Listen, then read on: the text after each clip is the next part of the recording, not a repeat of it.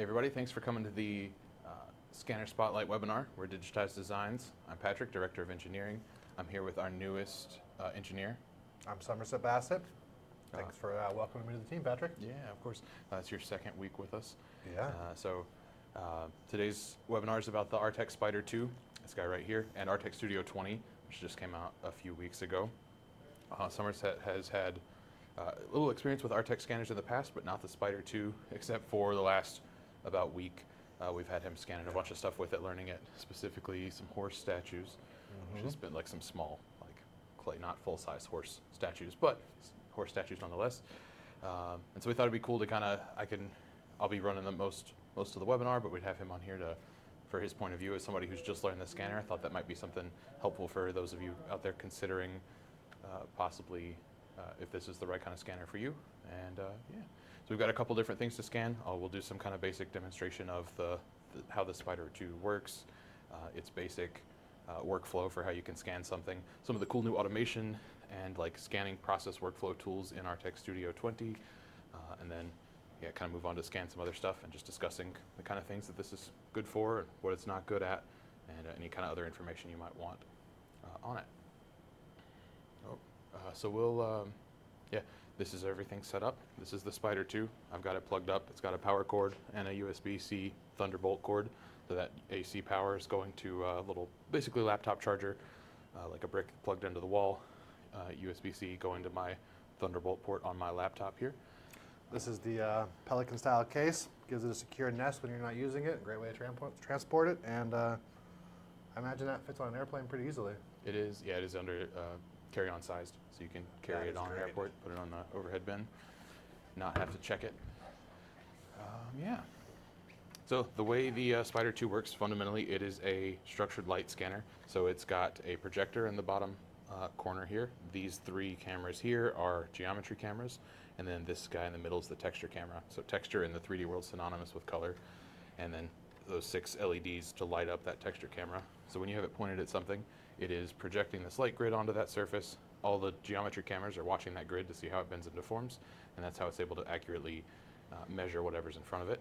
That texture color photo is going to get captured at the same time, and also be able to use those color features both to help keep track of where the scanner is in space and to capture that color so we can apply it to the model later, so we can capture full color 3D models with this. And like what Patrick just said, it looks like a lot and sounds like a lot is going on, and it is, and it feels like it's going to be overwhelming, but really, once you know your role with the scanner, all of that stuff just fits nicely. Sure. Like all these things are happening, but you just need to focus on your job, and it takes care of the rest, which is impressive because that's a lot of projections and receivers happening in a small space. Yeah, it's a lot going on under the hood, but I like to explain it because I think it's fun, but if you don't have to understand any of that's going on or think about it while you're scanning. Kind of best of both worlds. Yeah. Very complicated, but for the user, just let the computer do its thing. Exactly. It does help to know like the way it's using the geometry info, so like the shape is the way the shape of the object changes as you move the scanner around, and the way those colors change. It's using all that information to track. It doesn't need an external reference system like a CMM does with encoders or like target-based scanning. It uses all those natural features of the object as targets. So if you're scanning on something, if your turntable was like completely flat and white, that would be harder to scan than something like this, where this is all wood grain. It's going to use that wood grain information to keep tracking. Yeah. But it doesn't need all of it. It operates completely on single color objects, or or reverse too. Yeah. And if you do need to add stuff, if you are trying to scan something that's all one solid white flat piece, you can add texture and geometry variation really easily with like painter's tape or crumpled up pieces of paper or something similar. Cool. So we'll go ahead and show you Artec Studio a little bit, and we'll get some scanning done. Yeah, here's Artec Studio. I've got this open to the scan interface, where it's got sees the space spiders plugged up, and I've got a bunch of settings that I can modify. I don't really need to often change a lot of them. There's just one that I like to tweak before we start scanning. So we'll enter preview mode. So we're not going to start collecting data yet. We're just going to point the scanner at something, and it'll show me what it can see here on the screen. And so we're seeing a few different things. You can see the scanner, the part of this little sumo wrestler guy that this can see. You can see this distance meter here that shows me how far away each part of the object is. If I get further away or closer, you'll see that move. If you fall off the distance meter in one direction or the other, the object will disappear. But the only thing I really need to adjust is this texture brightness. So I'm going to bump that up, and then Studio will adjust it down for me where it needs to be. So once I've got that set, all I've got to do is tap this button on the scanner again, and we'll start collecting data. We've also got that grid there on the floor, which we'll explain in a minute when we take scan number 2. But so once you start collecting data, you'll notice the distance meter turns green. I've also got a rainbow overlay over the part, so that's showing me a distance a different way. If I get too close to the object, it'll turn red. Too far away, it'll go blue. Now my job. Very intuitively hot, cold. I mean, Yeah, exactly. kind of self-explanatory, which is great. And now my job is just to keep the scanner pointed at the object and move around it, fill everything in, kind of like painting. You want to just hit any surface that you'd want to capture. We're not going to hit every surface, obviously, like the underside of his feet are touching the table, but we'll flip him and scan him from the other side in a second and fill that in. So there's scan number 1. We can just tip him over and we'll start a new one. So just to kind of highlight some of the stuff happening behind the scenes, what's the point spacing that it's scanning on by default? So that's the maximum. Artec scanners just default scan at the maximum point spacing of 50 microns for the Spider 2. So you're going to always be able to increase to, so 50 microns is about 2/1000ths of an inch for those of you that think in inch units. And that's one of the big benefits of Artec scanners. You're always capturing that maximum resolution data. You don't have to process it at that if you don't think you need it, so that can speed your processing up, but you always have access to go back and reprocess at higher resolution if you want. So that side's finished. So we'll do one more, flip him over one more time. And this time I'll explain right before I get started. When we're in preview mode, you've got that grid that's like locking on to the surface of the turntable. That's this automatic base removal. It's an extra step during when you start scanning that Artec Studio can do for you. That it'll change, it'll lock onto whatever it thinks the floor is until you start scanning. So you always want to start somewhere where it's locked onto the correct thing. But once you are finished scanning, it'll go and automatically remove the table surface out of each of those scans. So it hasn't done that yet because I'm still in that scan tab, but as soon as we end this one and exit out of scanning, it'll do that and a couple other things I actually have it set up to do real quick for me. And that plane is not, an engineering feat. That's, you're clicking one button and it's locking on, and then you hit scan. Yeah, you can see the check mark over on the left. It's called, I'll point to it. This like automatic base removal here. Mm-hmm. That and this remove redundant frames, those two things are the two things that are going to happen when I hit this little close button and exit out of the scan tab. As you can see, there's all of our scan data. It's got all that color information in it. You can see the logos. I know it looks not the coolest right now, but once we run through some simple post-processing, it'll be a final product. Because in that what you're seeing there is a combination of color mapped on there and geometry. Right. Which just kind of goes back to all the things that it's picking up, and it's kind of operating on different wavelengths simultaneously, which is great for you because it does all that for you. For sure. That's why it looks like that, is because you're seeing everything together. This right here, the color, the texture. We can turn that texture display off. It's still stored in all the raw data. Now it looks like what people would be more expecting to see, but the other stuff isn't complicating anything. It's just making it better. Exactly.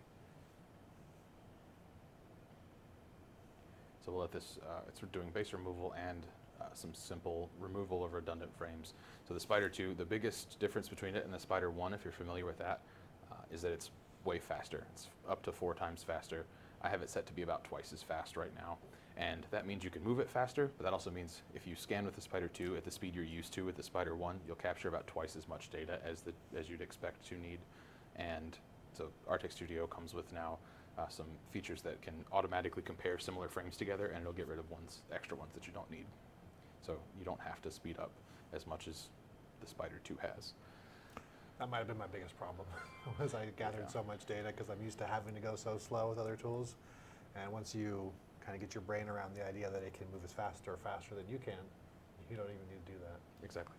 Yeah, it's pretty cool. Yeah. So yeah, and that compared to the Spider 2, if you're used to compared to the Spider 1, you can tell the overall shape of it's the same size. It's also the field of view is a little bit larger and a little bit deeper.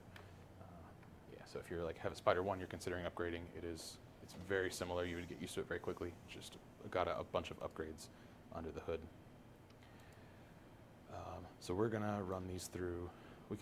We'll do a normal, like the manual processing on one of these later objects, but one of the coolest new features in Artec Studio 20 is this workflow that you can create. So if you're used to autopilot, it's kind of like that. Autopilot, if you're not familiar with that, would ask you questions and decide these settings for you automatically on how to process your scans. But the workflow will let you set those up manually. So you can have it run, in this case, this is the default 6 steps: auto align, registration, fusion. We'll tweak those settings just a little bit. Let's do a sharp fusion, do some simple artifact healing, simplify our mesh a little bit, and then texture it. So it's going to automatically run all 6 of those. Ordinarily, you'd have to align these by yourself or click the auto align button, then click registration, then fusion, then each one of these steps independently. This will let you hit run, and now it's going to run all that stuff for me. So auto align, align to those 3 scans to each other. Global registration is going to align it on an individual frame level. So we mentioned that's what it's capturing. It captures a rectangle of the geometry of an object and the texture, and that's one single frame. So as you move around, those frames are what it's stitching together. It's doing that somewhat in real time while you're scanning, but that step we just saw complete does that much more thoroughly using the full horsepower of your computer once you're finished scanning. Then it's going to fuse them into one mesh. That's the sharp fusion that's running right now. Change these few hundred frames we have captured into one actually polygonal model, one triangular mesh, commonly known as an STL file if you're familiar with that from like 3D printing. It's the same kind of format. We'll zoom in and look at the triangles once it's completed. So the fusion's almost done. That's probably going to be the longest step out of this. Probably take 30 or 45 seconds or so. While we wait, I mean, this is, at the risk of being redundant, it blows my mind. Normally when you demo a scanner like this, you would want it to be operating at a really fast pace. This is still extremely dense data that you're processing at this speed. I mean, this isn't demo mode 3.3 millimeter point spacing. Right, yeah, it's full resolution, yeah, for sure. It's different. Cool. Oh yeah, those last couple, we're already finished. The last couple steps all happen really fast. And again, that processing time is typical for something of this size, but it can change depending on if you need higher resolution. We picked a medium resolution for this. Higher will increase that. Larger objects, more detailed objects will increase the processing time proportionally. So yeah, that took about like a minute and a half total. It's not showing us the texture because I had that turned off, but if we change it back to texture display, and we're seeing that show up. Can you read the? Oh, look at that. Oh, the logo. Yeah. That's a good way to kind of test the texture. Hasn't changed. So this is ready for export as a variety of file types. You can do STL. STLs don't store color naturally, but PLY and OBJ are the 2 that do. And then here's a big list of all the types you might want to export it as. I mentioned we'd take a look at the triangles. If we turn that texture back off and zoom in a little bit, we can turn those triangles on to kind of give you an idea of what's actually storing the geometry. Is each of those little triangles gets connected together with a neighboring one, makes a really smooth surface that just really accurately represents the geometry of the object. And so I don't think we've mentioned the accuracy of the Spider yet. It's 50 micron accuracy, so about 2/1000 of an inch. There's an error stack up if you go larger. So something like this is accurate to 2/1000. If you scan something the size of the turntable, it'd probably be a thou or two more than that. But yeah, so this is used all the time for reverse engineering and inspection applications that are tolerant of 2/1000 accuracy applications. And then I think Somerset mentioned resolution, that like we have that maximum resolution, but we chose in our fusion, it wasn't a millimeter, it was 0.4 millimeters. An idea of what that means is basically this triangle size. So if you zoom in really closely, we've simplified it a little too, so I'm going to actually undo a couple steps.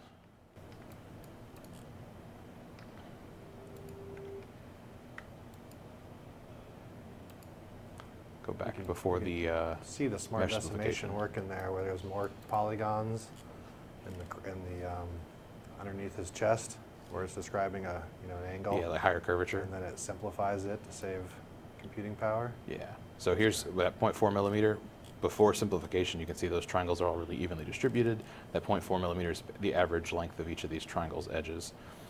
As you simplify it, It's a smart simplification that takes triangles out where it can. So like these larger, flatter areas makes larger triangles, but like in curvature areas, higher curvature areas leave smaller triangles to make sure it can describe that same surface.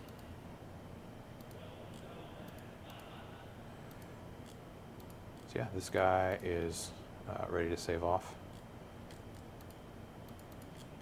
And we can save the Artec Studio project too if we want. Call this guy just a little sumo project, and then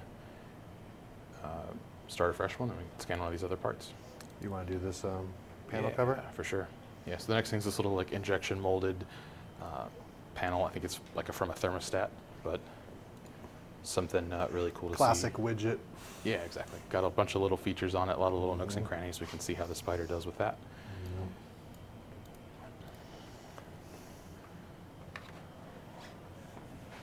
Start off in preview mode again. Make sure we're comfortable in a good spot. Like this is centered on the turntable. I'm ready to scan it. Click start. This time, a little more intricate geometry to scan versus that sumo. So I'm going to want to try to hit like varied angles up and down, turn the scanner a few different ways. The like higher variety of angles you can get, the more like inside all of this geometry you'll get naturally without having to aim for it specifically. And Patrick's a seasoned operator, as a new operator, really keeping that color bar in the middle area and scanning everything is really all you need to focus on. As you advance, I'm sure you learn all the tricks and the different ways you can get even more out of it, but really those two things and the thing's going to perform very well. That's what I've found. Yeah. And something we hadn't mentioned yet, what happens if I mentioned we have to keep it pointed at the part? If you point it away, this is what happens. You probably hear the beeping and the screen turns red. It lost tracking. That's okay though. All we got to do is point back at somewhere we've already scanned and give it a second to catch back up, and you can start back up where you left off. Yeah, point and shoot. So I think we've got everything we need here. I'm going to long press that scanner button. That ends a scan for us. We'll end that, and we'll process this one just as it is, one scan, to kind of see what that'll look like. So a part like this that's, you know, at the highest a couple centimeters off of the table would be classically a bunch of going in and polygon by polygon cutting the table loose and all that. But by just aiming it at the table as you begin, you clipped it already. Exactly, yeah, that base removal. You could flip it and mesh it that way, or put it on its side, or do anything like that, and just totally skip that cleanup step. Exactly. And the base removal is one of a few, if you have to do it manually, it's one of the few things you have to do manually before any automatic processing happens. Yeah. And so the fact that it can be automated here helps the workflows we just talked about makes those even more automatic, more hands-off. In this case, our base removal chopped off a little bit of the object. That's what happened there. We can undo it and go do that ourselves. So something that happens when you do there's a setting for how far offset that plane is off the table. Right now it's a couple millimeters, so we're doing something this thin. It did chop that off there. You know, I probably jinxed it is what happened, I think. That one's on me. All good. So this is a great opportunity though to show you how it is a manual step, but it's really not difficult to do the automatic. That's right. Or to do this manually. This is the step that Patrick's about to do that this can normally save you. Exactly. So a couple of ways you can grab an eraser tool and you can paint surface that you want to delete. You can lasso stuff that you want to delete. Or Artec Studio also has cutoff plane selection, where I can swing up here and paint just a little bit of a plane, and it'll fit a plane object to that. It's kind of like what the base removal is doing behind the scenes. But then I can scooch this plane up and down. You know, that was about where the base removal had it. I just can make sure it's a couple notches lower, where it's still deleting everything I want, but not the part. Maybe it's a good time to mention that Artec Studio 20 is more than just the software that comes with the scanner. It's kind of a workhorse in and of itself in the office. Oh, sure, for processing other scans. Yeah, we pull it up all the time for even scans we captured with other scanners. Sometimes there's stuff that Artec Studio does really well. We'll use it for editing. Having been in the industry, that's not any other software. Yeah, that's fair. You know, no other scanner comes with software that does everybody else's cleanup. It's kind of, they handle their own data, and that's it. That's been my experience with other brands and other types of scanners. So And that's not even to mention a standalone photogrammetry system. Oh yeah, that's something that it's been out for. It's not new to Artec Studio 20, but it had some improvements in 20. Is that if you want to capture like scans without a scanner, you can do just photos. Photogrammetry, where you take a video or take photos of an object from all angles. You can drop those into Artec Studio and create a mesh, a textured mesh with them. Obviously, not the same like accuracy or detail as a scanner can capture, but yeah, you can get fully textured meshes with just a camera and Artec Studio. Definitely sufficient for a lot of uses. For sure.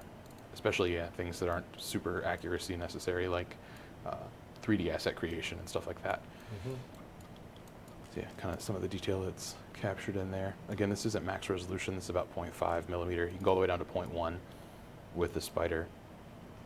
And that just makes all these edges sharper, makes fine details even sharper. For example, we'll do a smaller section of this. I'll just isolate a little bit that we might want to look at higher resolution. And we could fuse the whole thing higher, but it would just take just a little bit, just so you guys don't have to sit and watch us do that. 0.15, so not quite, but almost maximum resolution. Yeah, there we go. So there's some text that's like embossed on there. So it gets a little blurry at lower resolution. Basically, there's just less triangles available to cover it.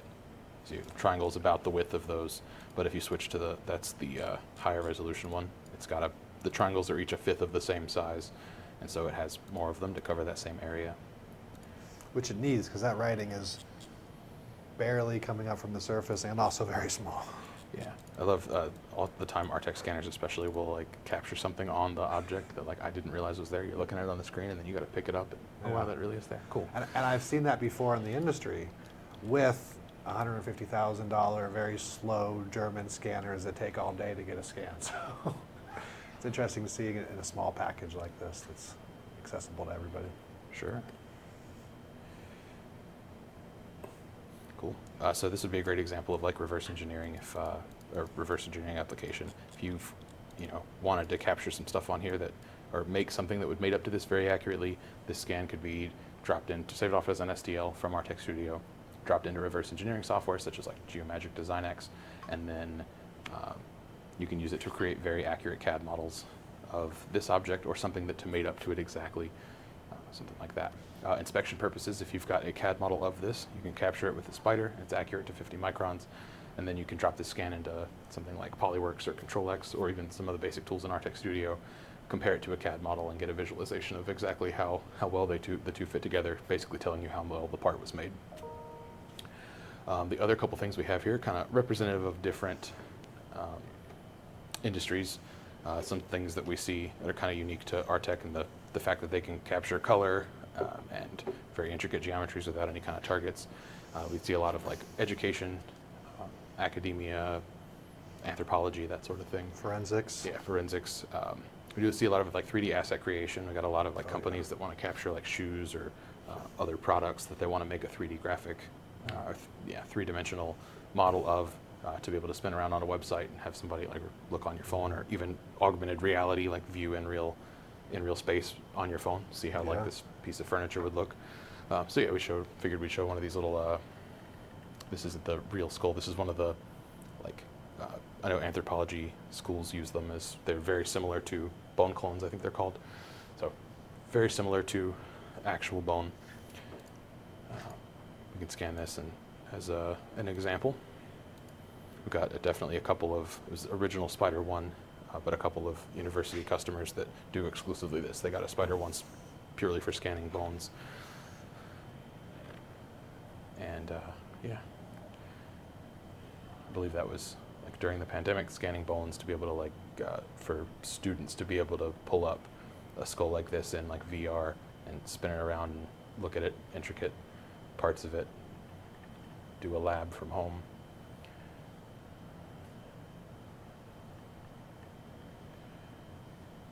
So this is one of the parts where I can try to speed up a little bit. I'm still a little in my original Spider habits where I'm scanning a little bit too slow, but I'll try to speed up so you can kind of see some of the speed of the Spider 2. But don't let that intimidate you. As long as you keep that color gauge on the left happy and and you keep scanning, it's going to keep getting great data like that.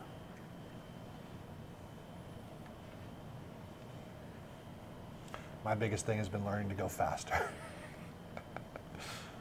I can try to, if you move way too fast, the worst thing that's going to happen is you'll lose tracking. Like, there we go, I was moving. Yeah, but really you have to fast, really but it try picks to back do up. that.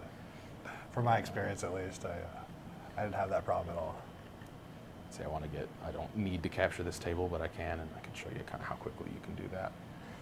Yeah. If you zoom around here. So if you had like a very large surface you need to capture for something, you can do it without any problem. Yeah, exactly. As long as there's sufficient geometry texture variation, which again is really easy to add.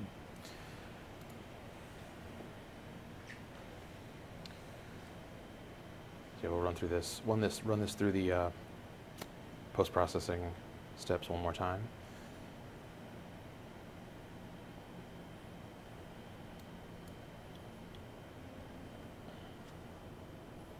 Anything else you can think of anything else you'd want to scan?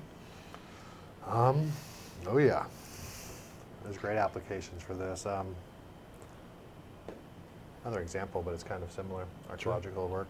Yeah. Yeah, actually some of the little detail on there would be really cool to see. Maybe we could do that and section off a piece of it and do like max resolution. Yeah, especially on this fusion kind of porous edge here. Sure.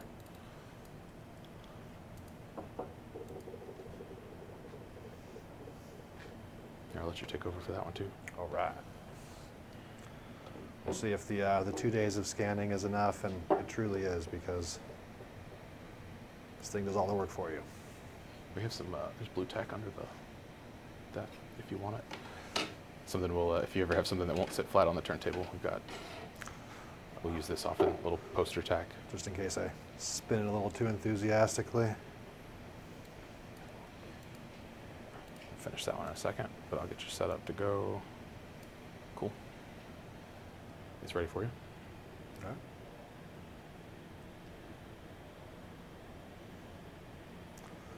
So you see the clipping plane, how it's on right there? Now it's on. If you didn't want it on, you could just do this, remove it, but Or you can check as long as it's on when you off hit the button, you got it. I just wanted to show them how it was so easy, even a novice could do it. Oh, sure. Sometimes Patrick makes things look a little bit easy.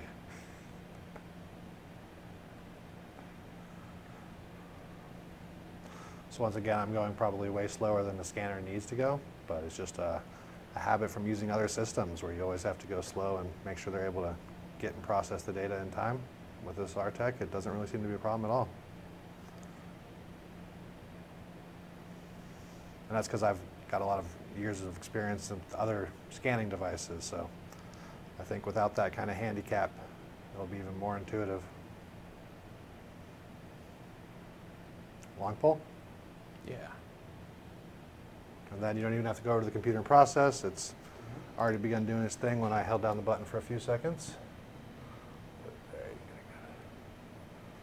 It's also not it's not very heavy. You know, using it for hours doesn't wear you out.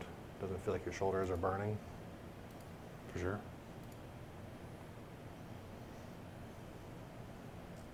So it's a cool visualizer of that global registration there. So this one doesn't have a ton of frames in it, so we can see each one of those individual colors as a separate frame. And that was before registration. You can see big like pieces of each individual color, and after, they're all just registered together a lot better. And that's like universal metrology goodness, is that blend, like kind of a color soup pattern. And then I know we talked about the frames a lot, but we didn't really show what they meant. So you have full control over all the individual frames here. Something you don't really have to do super often, but if you have trouble aligning a scan frame to frame, you can jump in here and you have access to each one to be able to separate them out into different scans. I just kind of wanted to show you this to see, you can see what each one looks like. You have a beautiful scan that something weird happens that for 2 seconds in the middle of it, you can even select, I've noticed, by their deviation and kind of instantly find any problematic ones and just get them out of there. You have probably more data than you need. Go ahead and process it, you're good to go. For sure. Because things happen, if you're doing a large object or a really detailed scan, somebody comes in, distracts you, something moves, something gets in your way. It happens, especially when you're using this thing 8 hours a day or more. For sure. cool. Yeah, there's some of Look that at that. geometry. There's like a little bit close to it there. None of that texture is applied to it yet. That's super easy to do. The manual way to do that would be grab that texture. I grabbed the scan we wanted to texture and the data I wanted to use to texture it. Came over to this texture tab and just ask it to apply it.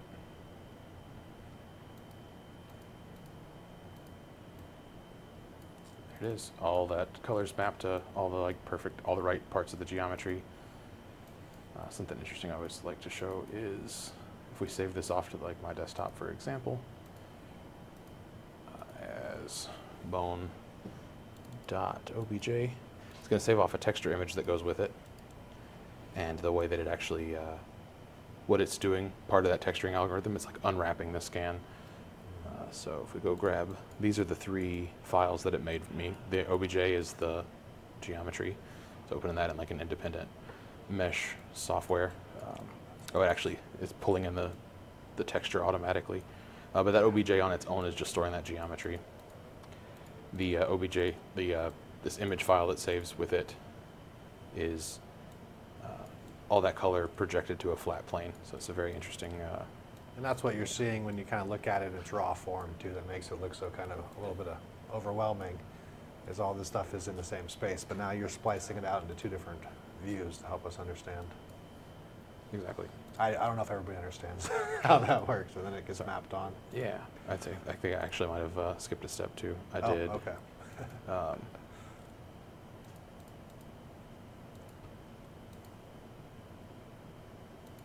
Oh, that was right. Okay. Yeah, no, that was it. Yeah, that it basically unravels that scan into. Computers have to store all that color information in a 2D image, and then this third file is basically all the information you need to wrap that image back around the mesh object. Cool. So I think that's about all the scans we have for you today. Yeah, this is, as always, this has been our Scanner Spotlight series. We've got another one of these coming up in about 3 weeks. Let me actually tell you exactly when that is. I believe it's 3 Thursdays from now in September. 1, 2, 3, 4. It'll be the 18th of September. That'll be on the K-Scan E, so one of our new Scantex scanners, and that'll be a really cool one too. So Absolutely. we'll be happy to see you there. But if you have any questions about anything, you want to reach out and find out more about this or another scanner or something else that Digitize might be able to do to help you, whether that's pair you up with a 3D scanning solution or maybe even help with a service if you just need something scanned, you don't think you need all the equipment, all stuff we can do. digitizedesigns.com. Feel free to fill out our contact form there. We'll be in touch. Come see us. Yeah, thanks.